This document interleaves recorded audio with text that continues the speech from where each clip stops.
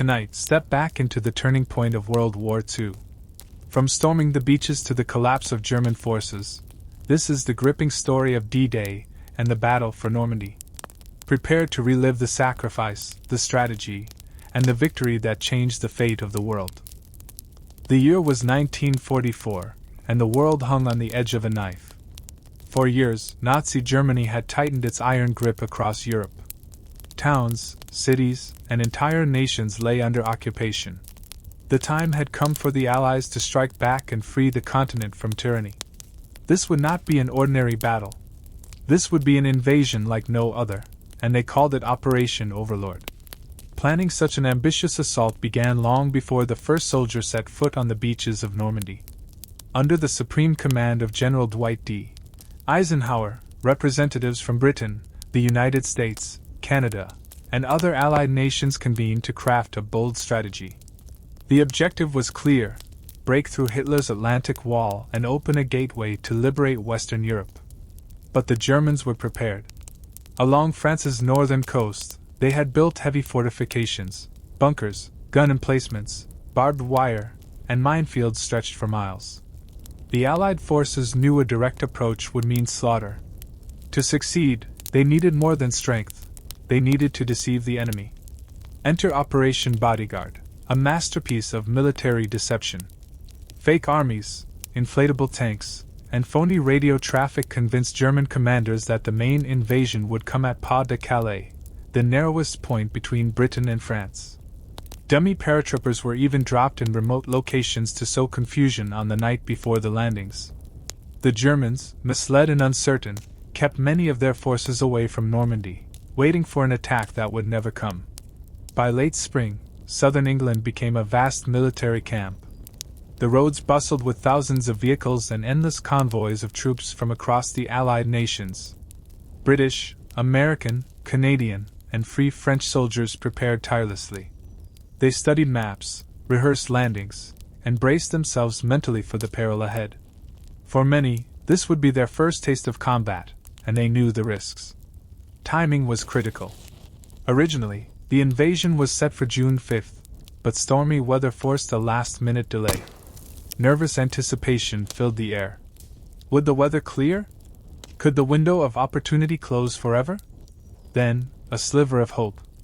Meteorologists predicted a brief break in the storm on June 6th. Eisenhower made the decision. His words were brief but resolute. "Okay, let's go."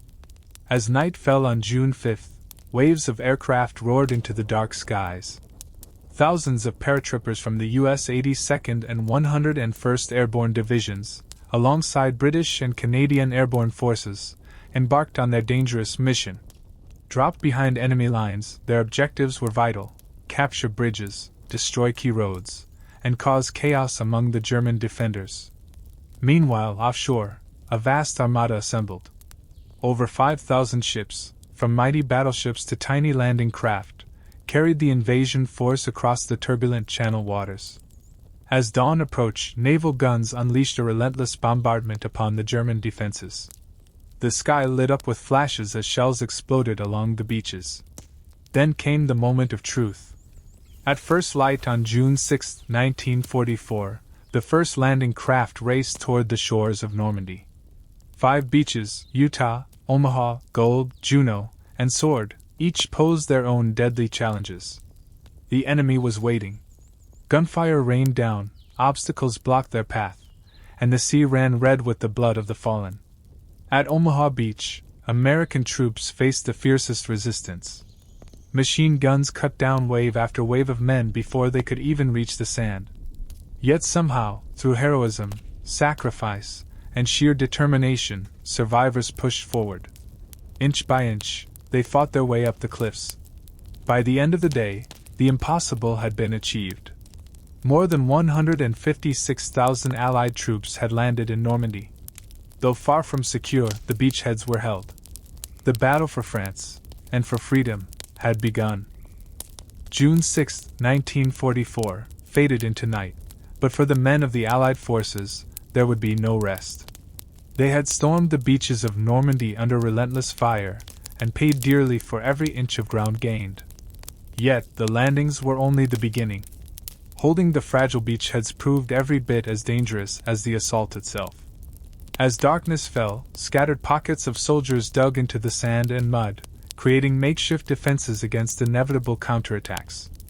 Artillery thundered in the distance, and sporadic German sniper fire echoed across the blood-soaked fields. Medics scrambled to save the wounded, while engineers worked tirelessly to clear mines and obstacles that could delay the arrival of reinforcements. The Germans, stunned by the scale and speed of the invasion, reacted swiftly. Field Marshal Erwin Rommel, tasked with defending the Atlantic Wall, had been away from his post celebrating his wife's birthday when the invasion began. Upon his return, he ordered immediate and aggressive counterattacks to drive the Allies back into the sea. The first German responses came that very night. Elite panzer divisions were rushed toward the front, but the Allies had anticipated this. Air superiority played a crucial role in halting German reinforcements. Allied fighter bombers, circling the skies day and night, pounced on enemy convoys, turning roads into flaming wreckage. Columns of tanks and trucks were obliterated before they could reach the front lines. Despite heavy losses, German troops already stationed in Normandy fought with determination. Villages just beyond the beaches became bitter battlegrounds. Small towns like St. Miraglise, captured by American paratroopers, became focal points of fierce clashes. German units launched multiple attempts to retake these critical positions, only to be repelled by the resolute defense of lightly armed paratroopers holding firm under siege. Back on the beaches, the struggle was no less intense. Omaha Beach, in particular, remained precarious. The terrain, with its high bluffs and entrenched machine gun nests, favored the defenders. It took heroic efforts from small, improvised groups of soldiers, many separated from their original units, to scale the heights and silence German positions. Their tenacity transformed chaos into progress. Meanwhile, British and Canadian forces to the east faced their own challenges. At Gold, Juno, and Sword Beaches, they encountered a mix of fierce German resistance and the natural obstacles of the bocage, a dense and tangled network of hedgerows that would become infamous in the weeks ahead. Still, they pressed forward. By nightfall, they had linked several of their beachheads and begun pushing inland toward the key city of Cannes. Naval support proved invaluable throughout these early battles. Allied warships, stationed offshore, acted as floating artillery batteries. Whenever German forces mounted a counterattack, naval guns roared to life, pounding enemy positions and breaking their momentum. This combination of sea, air, and land power gave the Allies a vital edge. But victory was far from assured. Though the Allies had landed successfully and established a tenuous hold on the beaches, their forces remained vulnerable. Supply lines stretched thin, and ammunition and reinforcements needed to flow continuously across the channel. The weather, always a threat, could close off these lifelines at any moment. Moreover, German commanders, including Rommel himself, believed that if they could mount a massive counteroffensive in the days following the landings, they might yet push the invaders back into the sea. To prevent this, the Allies needed to secure and expand their positions quickly, linking the 5 beaches into a unified front and capturing key towns and roadways. As dawn broke on June 7th, the world awoke to a changed Europe. The Allies had returned. Yet, their foothold in Normandy remained under constant threat. The battle for the beaches was not over.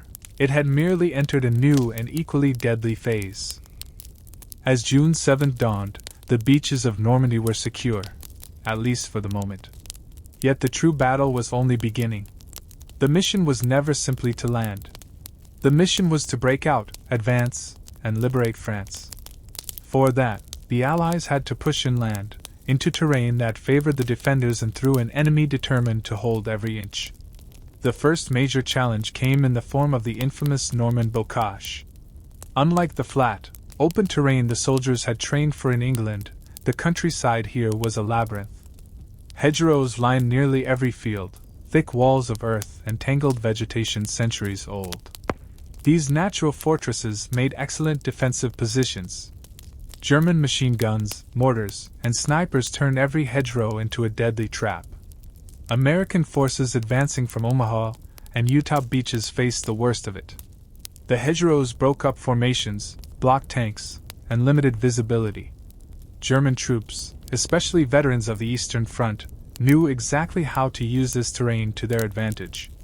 Time and time again, Allied patrols advanced only to be ambushed at close range. For days, progress was painfully slow.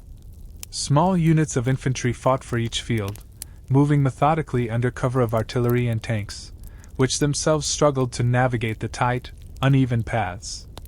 Engineers worked quickly to devise new methods of breaching the bocage. One innovation came from the inventive minds of frontline troops: metal prongs welded to the front of Sherman tanks. Nicknamed Rhino tanks, these modified vehicles could tear through hedgerows, giving the infantry critical support. To the east, British and Canadian troops faced a different but equally daunting task: the capture of Caen. This medieval city was a key objective, both for its road network and for its strategic location. However, the German defenders, including elite units like the 12th SS Panzer Division Hitlerjugend, had turned Caen into a fortress. For weeks, the British and Canadians fought intense battles in and around the city. Progress was measured in yards, not miles. Street by street, house by house, fighting became the norm. Mortar shells and snipers turned Caen into a cauldron of death. Still, the Allied commanders pressed on, determined to achieve their goals. The city would not fall easily, but its capture was essential to draw German reserves away from American sectors further west. Meanwhile, in the skies above Normandy, the Allies maintained overwhelming air superiority. Fighters, bombers, and reconnaissance aircraft roamed unchallenged, striking German reinforcements attempting to move up from the south. Bridges, rail lines, and convoys were destroyed in devastating raids. The Luftwaffe, once so feared, was largely absent. The few German planes that appeared were quickly shot down. Despite these advantages, the fighting took a heavy toll on the Allied forces. Casualties mounted daily. The fields of Normandy became graveyards for soldiers from every corner of the Allied nations. Yet morale remained remarkably high. Every soldier knew the stakes. Failure in Normandy would mean prolonging the war, perhaps for years. Victory would mean the beginning of the end for Nazi Germany. As June stretched into July, the front lines crept forward. The 5 landing beaches, Utah, Omaha, Gold, Juno, and Sword, were now fully linked. Supplies poured ashore through artificial harbors known as mulberries, hastily assembled engineering marvels that allowed cargo ships to unload directly onto the beaches. Though progress was slower than planned, the beachhead was secure and expanding. Allied forces had achieved a remarkable feat. They had crossed the sea, defeated the coastal defenses, and now stood poised for the next phase, a breakout that would smash the German lines and begin the liberation of France. The battle for Normandy, however, was far from over. While American forces wrestled with the deadly bocage countryside, British and Canadian troops turned their full attention to a critical target: Caen. This ancient city, once a jewel of medieval Normandy, now stood as a bastion of German resistance. Taking Caen was essential. Its capture would secure vital roads and allow Allied forces to push east and south. But Caen, fortified and fiercely defended, would not fall easily. German troops inside the city and its outskirts were determined and well prepared. Many belonged to the 12th SS Panzer Division Hitlerjugend, fanatically loyal and hardened by combat on the Eastern Front. These soldiers, some barely out of their teens, fought with ruthless tenacity. They knew the importance of Caen and were determined to hold it at any cost. The first assaults began in the days following D-Day. The British 3rd Infantry Division, supported by Canadian forces, pushed toward the city from Sword Beach. Initial advances were promising, but heavy German counterattacks quickly bogged down the offensive. Artillery and mortar fire rained down on advancing troops. German tanks, well concealed in orchards and ruins, struck back hard. The Allies soon realized this battle would not be won swiftly. Recognizing the need for overwhelming force, British commanders launched a series of operations designed to break the German grip on Caen. The first was Operation Perch in mid-June. It aimed to encircle the city from the west and cut off its defenders. However, fierce resistance and the arrival of German panzer reinforcements halted the advance. The village of Villers-Bocage became infamous during this operation, where German tank ace Michael Whitman ambushed British armor, destroying numerous vehicles in minutes. Frustrated but undeterred, the Allies planned yet another assault, Operation Epsom. Launched in late June, Epsom was one of the largest offensives to date. British forces attacked west of Caen, seeking to outflank the Germans and force a withdrawal. The offensive saw intense fighting and torrential rain. Once again, SS units and panzer divisions countered with brutal efficiency. Although Epsom failed to capture Caen, it forced the Germans to commit reserves, relieving pressure on American sectors. Throughout June and into early July, the battle became a war of attrition. British and Canadian artillery pounded German positions relentlessly. Day and night, the skies above Caen roared with the engines of Allied bombers.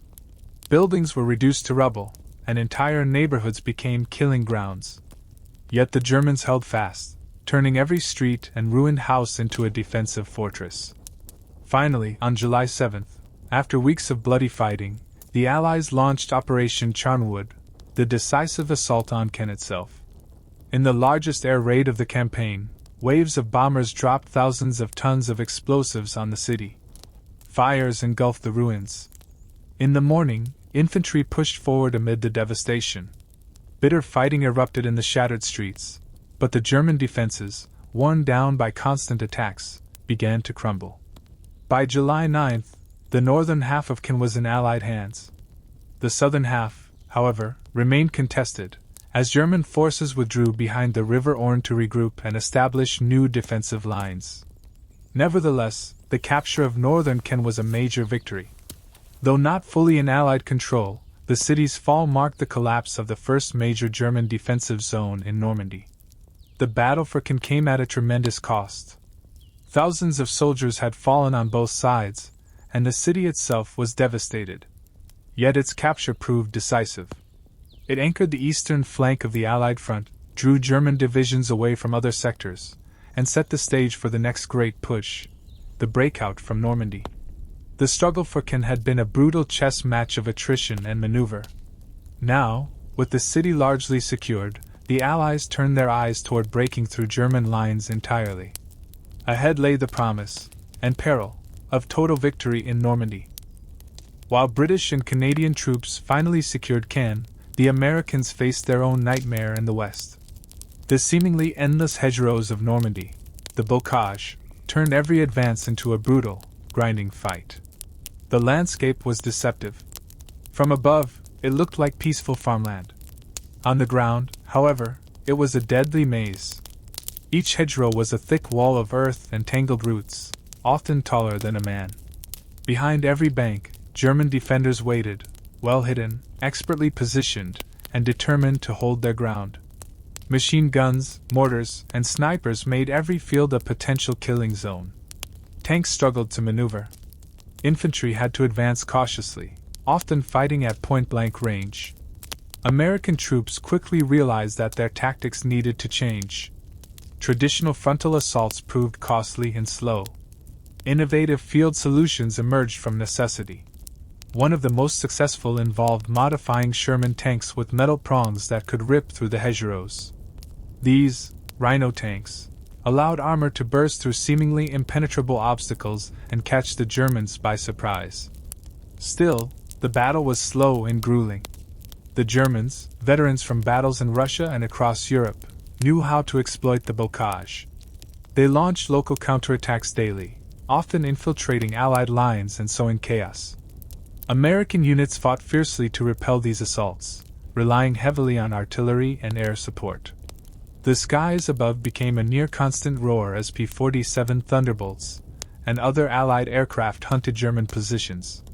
As June gave way to July, American frustration grew. Progress was measured in yards, not miles. The capture of small towns like Corentin, St. Lo, and others came at tremendous cost. Entire battalions were whittled down in the hedgerows. Still, the steady arrival of fresh troops and supplies began to tip the balance. St. Lo, in particular, became a key objective. This ruined town, once vibrant and bustling, now lay shattered from weeks of bombing and shelling. Its capture was essential, as it controlled vital road networks that could unlock access to the open country beyond the bocage. After weeks of hard fighting, St. Lo finally fell on July 18th. The victory was bittersweet. The town was a smoldering ruin, and the cost in lives was staggering. Yet with its capture, the Americans were now poised to break free from the claustrophobic nightmare of the bocage. This moment marked a turning point. With the British and Canadians pinning down German forces around Caen, the Germans had committed most of their elite panzer divisions to hold the eastern sector. In the west, defenses were thinner, weaker, and more vulnerable to a concentrated assault. Recognizing this opportunity, American commanders planned Operation Cobra, the bold push that would shatter German lines and finally unleash the power of mechanized warfare across the open fields of France. The plan was simple but devastating. A massive aerial bombardment would obliterate German defenses west of St. Lo. Then, American infantry and armor would surge forward, exploiting gaps in the shattered lines.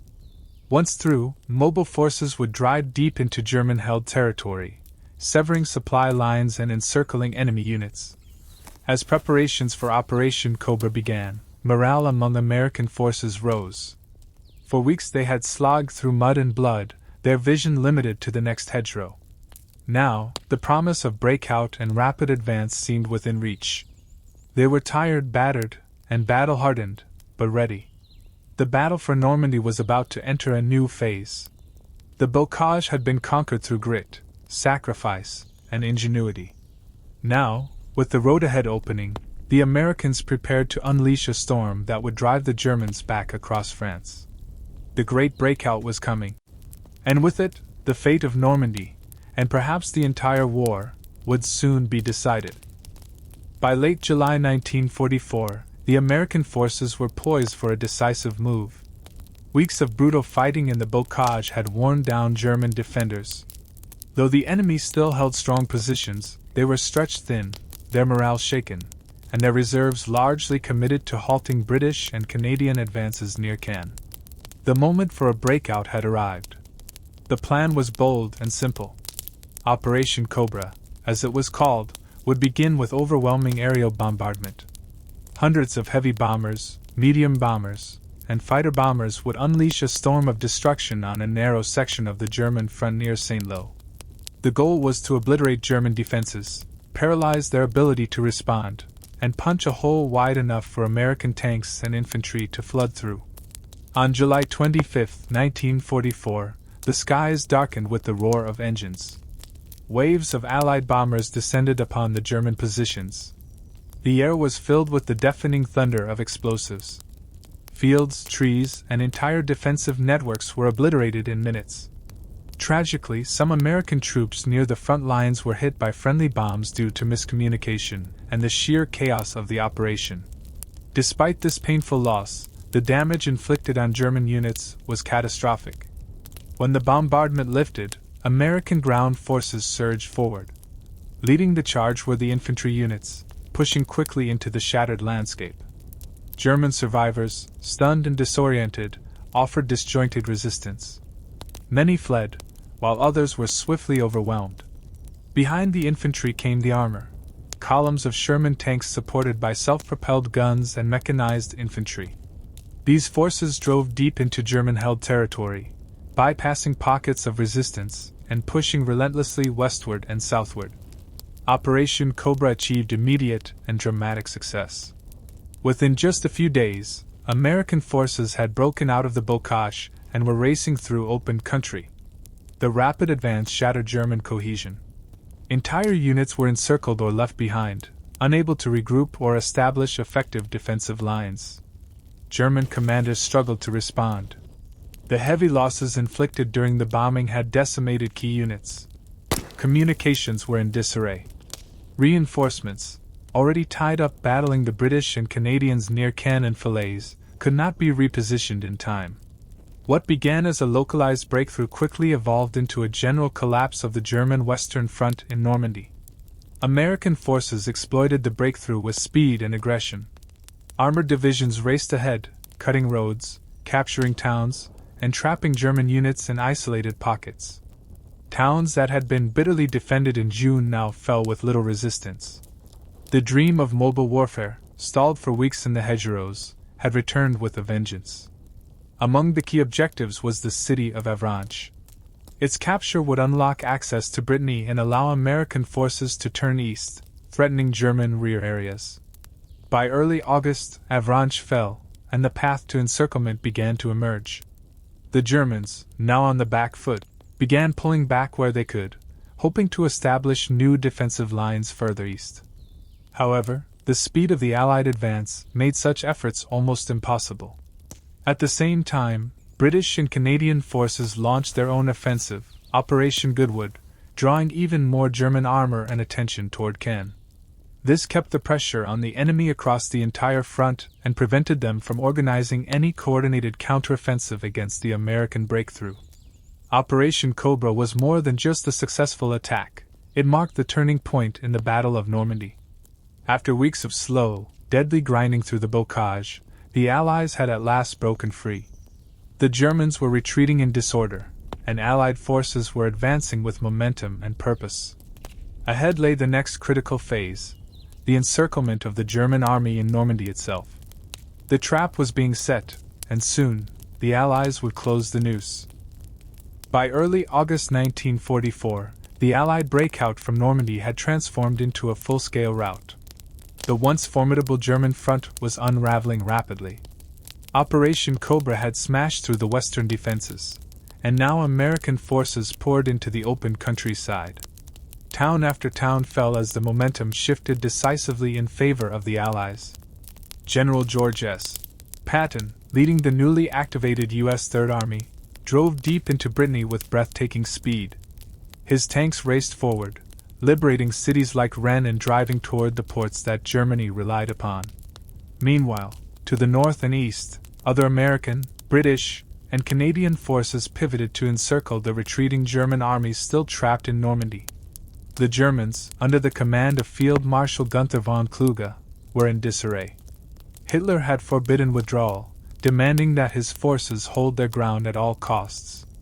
This order doomed tens of thousands of German troops, who found themselves dangerously exposed. As Allied forces pressed from the west, south, and north, the German 7th Army and elements of the 5th Panzer Army became increasingly boxed in near the town of Falaise. It was clear to the Allies that this was an opportunity to end the Battle of Normandy decisively. Plans were drawn up to close the encirclement and trap the bulk of Germany's forces in what would become known as the Falaise Pocket.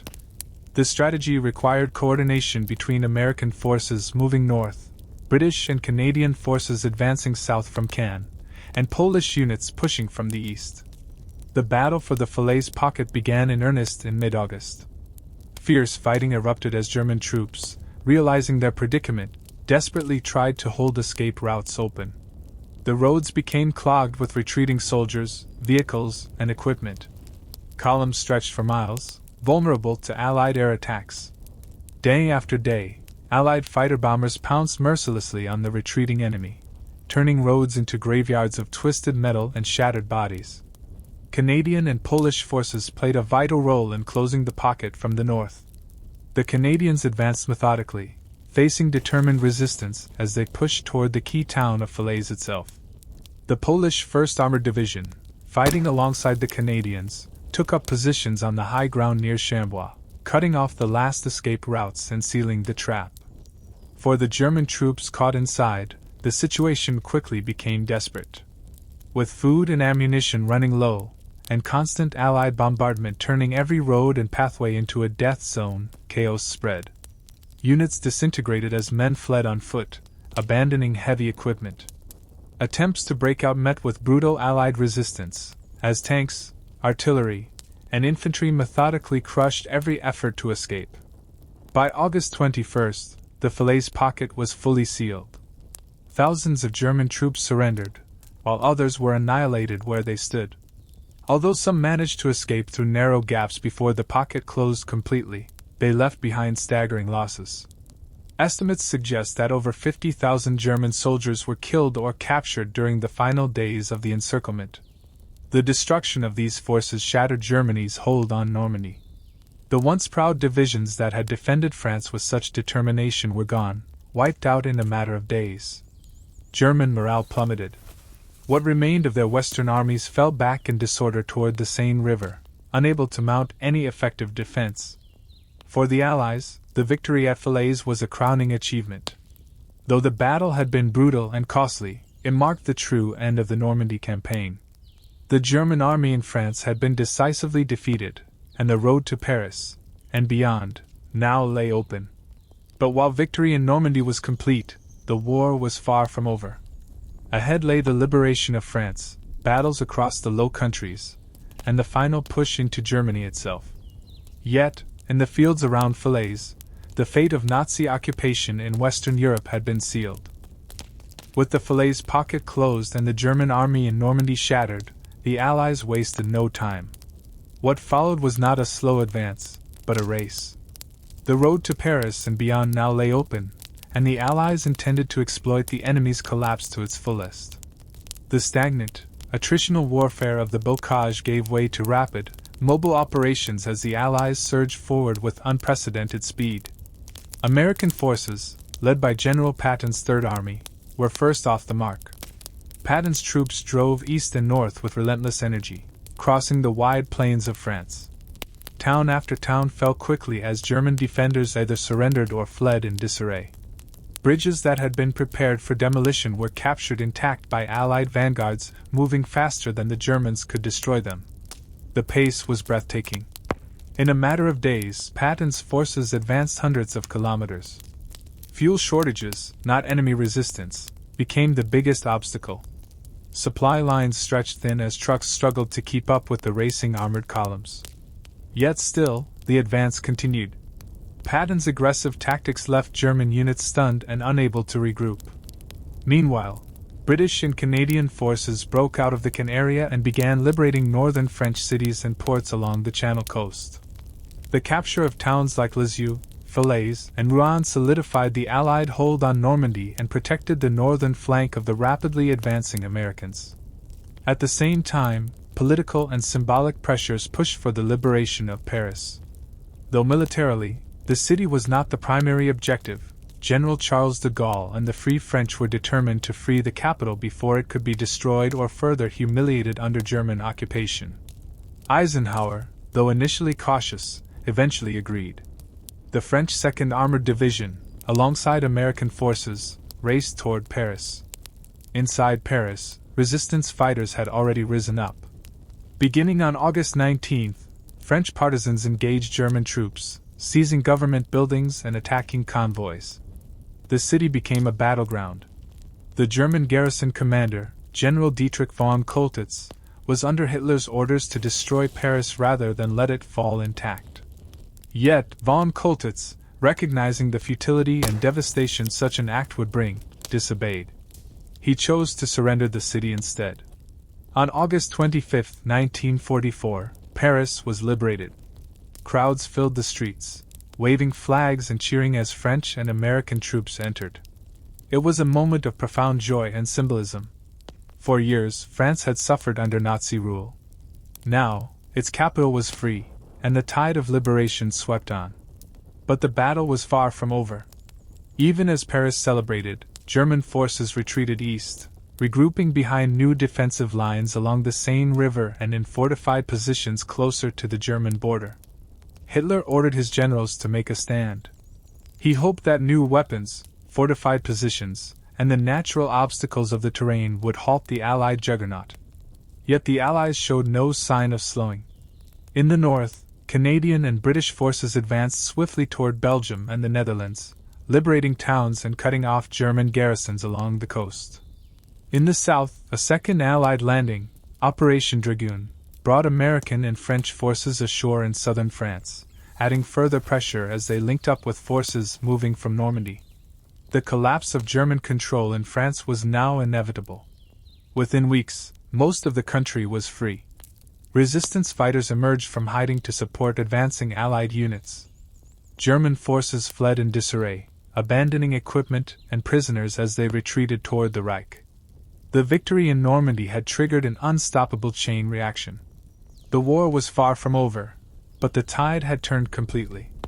Nazi Germany now faced a massive Allied force advancing from both east and west.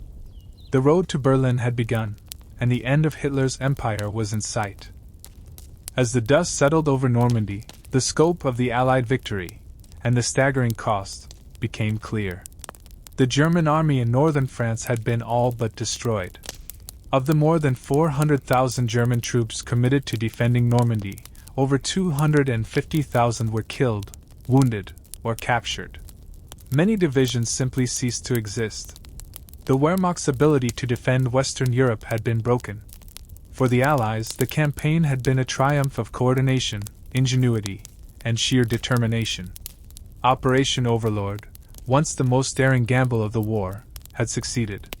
From the beaches of D-Day to the closing of the Falaise Pocket, Allied troops had overcome some of the most formidable defenses ever constructed.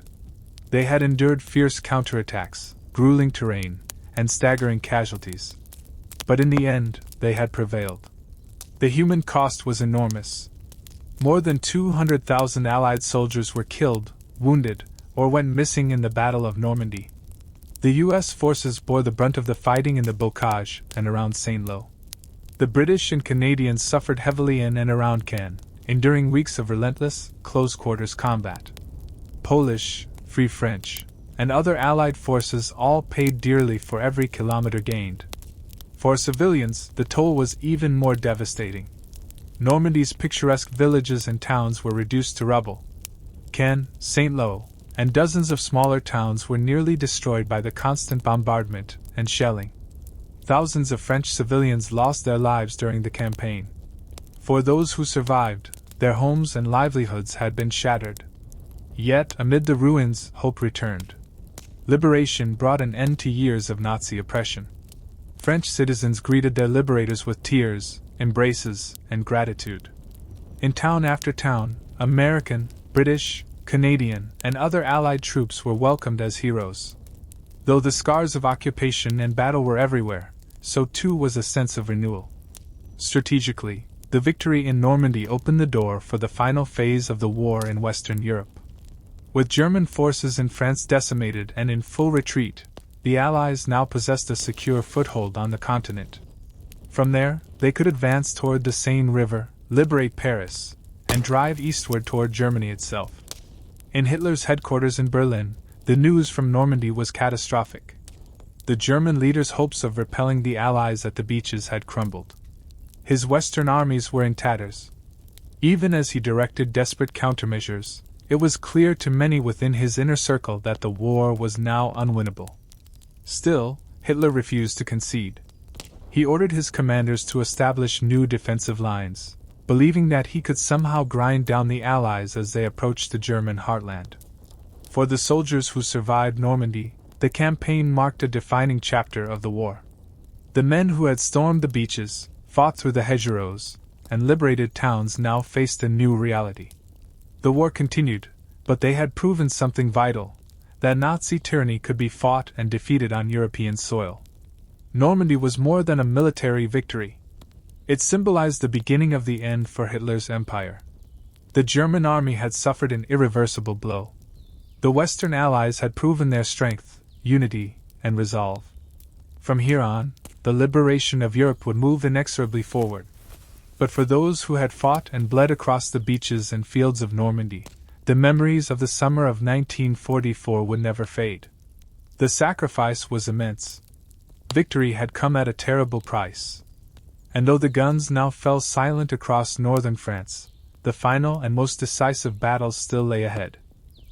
The battle for Normandy had ended, but its echoes would resonate through history.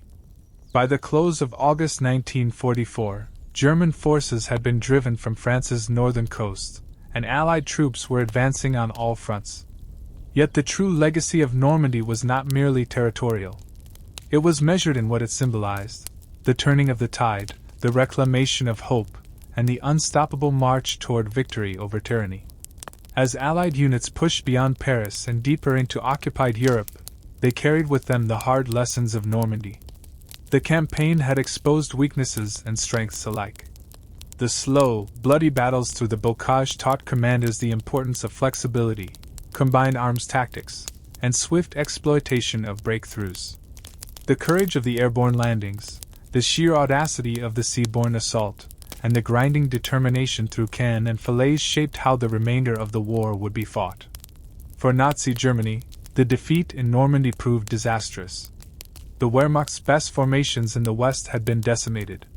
Thousands of irreplaceable tanks, guns, and vehicles littered the Norman countryside, rusting beneath the sun or buried under rubble. The loss of seasoned officers and elite troops could never be recovered. Worse still for Hitler, the defeat shattered German morale and sowed seeds of doubt within the German high command. It became clear that the Reich's days were numbered. In occupied Europe, Normandy's success sparked renewed hope. Resistance movements throughout France and neighboring countries grew bolder. German garrisons found themselves increasingly isolated and harassed. Liberation seemed no longer a distant dream, but an imminent reality. Just as D-Day had been a signal to the world that the Allies had returned, the fall of Normandy signaled that Nazi control was crumbling. Back home, in Allied nations, the victory was celebrated, but soberly. The names of Omaha, Juno, Gold Sword, and Utah were burned into the consciousness of millions.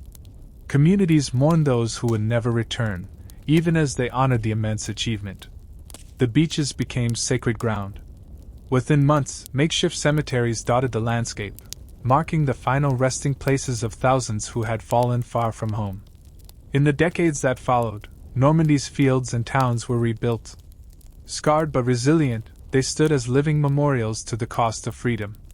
Each year, veterans, families, and leaders returned to the beaches and battlefields to pay tribute to the sacrifices made. The small towns that once trembled under bombardment became places of pilgrimage, where gratitude and remembrance intertwined. For the soldiers who survived, the campaign shaped them for life. Those who had stormed ashore in the face of machine guns, who had fought in hedgerows and liberated towns, carried with them stories of unimaginable bravery and loss. Some spoke freely of their experiences. Others kept silent, haunted by the faces and moments frozen in time. All were bound by the shared crucible of Normandy. Militarily, D-Day and the Battle for Normandy altered the course of the Second World War. It opened the Western Front, forcing Germany into a two-front war it could not win. In the East, the Soviet Union pressed ever closer. In the West, Allied armies surged toward the German border. Within less than a year, Nazi Germany would surrender unconditionally. Yet, the significance of Normandy transcended even military victory. It was the embodiment of Allied unity. British, American, Canadian, Polish, French, and other forces, bound by a common cause, standing shoulder to shoulder against oppression. It demonstrated the power of free nations to rise together when confronted by evil. In the end, the story of Normandy is one of sacrifice and liberation. It reminds us that freedom is never free, that it is often paid for with blood and courage, in places far from home. On the windswept beaches and quiet fields of Normandy, that price was paid in full. And because of those who gave everything in the summer of 1944, Europe, and the world, would one day know peace again. The beaches are silent now, but the legacy of Normandy echoes forever. If this story moved you, like, subscribe, and share, and join us again as we uncover more moments that shaped history.